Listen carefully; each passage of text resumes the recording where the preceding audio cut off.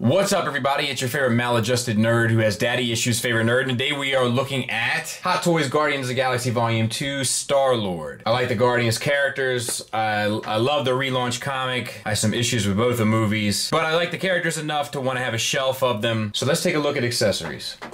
So he comes with a display base, nice Guardians of the Galaxy 2 on the bottom there, and then the little cosmic images and such, and then the Starlord done with the little design around it, and then your tension tongs. Per usual, he comes with extra wrist pegs. They're ball hinge wrists, so they'll swivel at both ends, and then they'll hinge in the middle, so you can manipulate one or the other to make the hand go up, down, or in, out. You get two of those, and you get some extra buttons. He has an extra head, which is nice because it comes with the armor on it, and I have some issues with the face sculpt, so it's a nice thing as well. And we'll talk about this here a good bit. So you have metallic silver paint on the helmet for the armor, you have some gold, you have some regular silver, you have some copper. It all has this kind of weathered effect on it where it's almost like a blood splatter or mud splatter or something along those lines throughout. And then the eyes have a red lens with a translucent placed on top. The hair is shaded the same way. We'll talk about that when we get to the figure. And if you take this piece off here, you can adjust. You have to take this plate off and put the batteries that they include in it. The only bummer is that it's very difficult to get the batteries in there. It just took me about 10 minutes, and you can activate the switch here, and then the eyes light up, and to drive that point home, I'll turn the lights off, and that's cool. He comes with this chest plate armor. I'm not going to be using this, and I'm not going to be putting it on, but it is possible to put it on. I'm not crazy about that look. I actually wish I would have got the trench coat version, all things being equal, but he does come with it. You have silver on here, you have some red down here, you have some gold, the metallic silver that we talked about on the helmet, and the sculpting, detail work, and the material feels outstanding. He comes with two guns, one for each of you. They seem to be identical, at least to me. They are really well done. You have the silver, the black, you have some weathering done on there, you have this purple kind of burn look around the edges of the silver, you have the gold and silver painted in there, or should I say silver and gold. And then you also have some textures kind of put on the handle itself. Really, really outstanding, all things considered. Like, both of them look exceptional. And he can hold those just fine. And they can be holstered as well with these clasps here and the bottom loop there. He comes with this scarf. It was kind of a signature thing for Volume 2, I feel like. It's made of the same material that Ray's kind of thing is made of. It's very nice. It's very light, but it looks like it has some weight to it due to the texture of the fabric. And I'm glad he came with it, but it really makes me wish I got the trench coat version. He comes with two necklaces. Both are textured in the sense of sculpt and have tons of paint on them as well. Both have a finish. And then the rope that they're tied to has a nice little look to it, and it all kind of works. He then comes with his Walkman and headset. The headset earmuffs have to be put on separately. There is silver paint on it. There's tons of paint on the Walkman itself, including all of the detailings there on the cassette, as well as this cassette here, which is given to you extra. Kind of no stone unturned, so to speak, in regard to the detailings they put on this set. So he comes with two glove fist hands that we saw in the opening footage. He comes with two glove trigger finger hands. He comes with two ungloved fist hands, two ungloved relaxed hands, one trigger finger hand, two ungloved trigger finger hands, and then one gesturing hand. And then also these kind of hands, like, you can manipulate the Walkman end as well, like in the relaxed hands. So there's a number of different things that you can do with these to kind of make all the accessories work. And then he comes with a baby Groot that's sculpted well and painted well. We got green accents, we got washes, we got dry brushes, and he's magnetized to sit on this little rock. So that's a pretty awesome little accessory. All right, quick comparison. I feel like there's something off here. I feel like it's in the brow and in the distance between the eyes. It's close, and you definitely know who it's supposed to be when you look at it, but I feel like something is definitely off, and that's where I feel like it is. Something in the brow and eyes. I can't tell you exactly what it is. Maybe the eyes are a little too close together, and the brow protrudes a little bit more than it should, but that's where it loses it for me. Now, when you see it kind of all at once, and you're not just focusing in on the one element of the figure, it definitely is super accurate. The attire, the gear, everything is pretty much dead on the money. So I think it's easily forgivable, but there is something off-putting about it to me. I just can't put my finger on what it is, but I'm pretty sure it's in the eyes. Tell me in the comments what you guys think in regards to that, but I feel like something is off. All right, so let's go through detailing. So nice shading and stuff. The eyebrows are all sculpted and painted. The mustache, facial hair, all that stuff is sculpted and painted. All the paint and the shading and so forth is all good. The eyes are done brilliantly. the ears, everything is good. The hair is on point. We got different levels of brown throughout, and then we have the earpiece that's all sculpted and painted as well, so that's cool. There's just something going on with that eye. It's like it's not quite right, man. What is it? Let's see what else. We have this one type of texture on the shirt, which is different than the jacket, which is different than the pants. Then we have these like sleeves that are like, I get why they did it, but they're not really effective, and they don't provide any support for the double jointed, for the double ball pegs down here. So he has some hard time standing.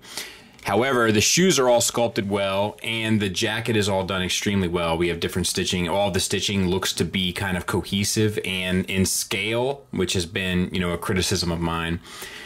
We have this texture, that texture. So there's like 3 or 4 different textures, plus the more cloth on the elbow part to allow for articulation, of course, plus give a little bit of kind of screen accurate details. All of the leather is all shaded with an airbrush, it looks like, so that's cool.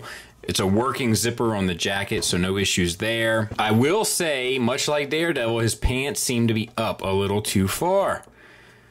Like, this is an issue that seems to plague them.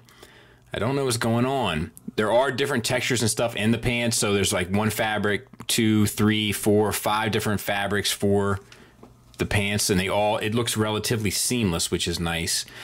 And then we have like I said, these sleeves down here, which are a softer plastic, and then the shoes, which are a hard plastic. So tons of stuff. We have the holsters that are all painted silver, and that's a plastic glued on to a soft leather, or a faux leather rather. So, I mean, there's tons of like soft goods work done into this figure, more so I think than most, to be quite honest. And it fits properly. The only thing that really bothers me is his pants are sitting a little far up. Articulation wise, let's pop the head off. And the double ball peg came with it, but it's a double ball peg that goes into the neck. And is there another one? No, that's it. So you get down to there, up to there, and then the swivel, of course, confused dog look and all that. So that it works, but it's just not necessarily anything phenomenal. Double ball peg from the chest into the abdomen, and then it feels like at least a single. It feels like a large single from the pelvis. This belt is supposed to be able to unclasp. It happens a lot, I will say, but you get the swivel over to both sides, back utilizing both, forward utilizing both. Let me fix the belt, we'll get back. And all of that works well because the shirt is like an elastic sort of material, but it is like, his pants are just so high. So the shoulder is a disc hinge connected to a ball peg inside the chest, so you can get the arm a little bit forward and a little bit back. Out to the side to 90 degrees, so the soft goods don't really get in the way at all. Bicep swivel, double jointed elbow, which gets you a little bit past 90 degrees, which I think is fine. And then the wrist swivel, which we've already talked about. And then the same for the other side. The hips are ball joints. They get out to about there. So not great, but not bad. Not bad at all.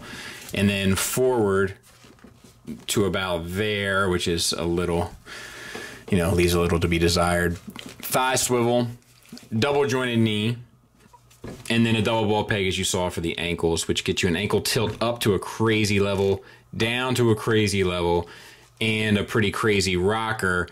But you do lose some sculpt there if you push it, but you can kind of sort yourself around it and cover down. So it's effective. The ankles are a little weak. Like, there should be some sort of reinforcement. Like, if this, I would think that they thought that this was supposed to provide that reinforcement, but it doesn't really do it.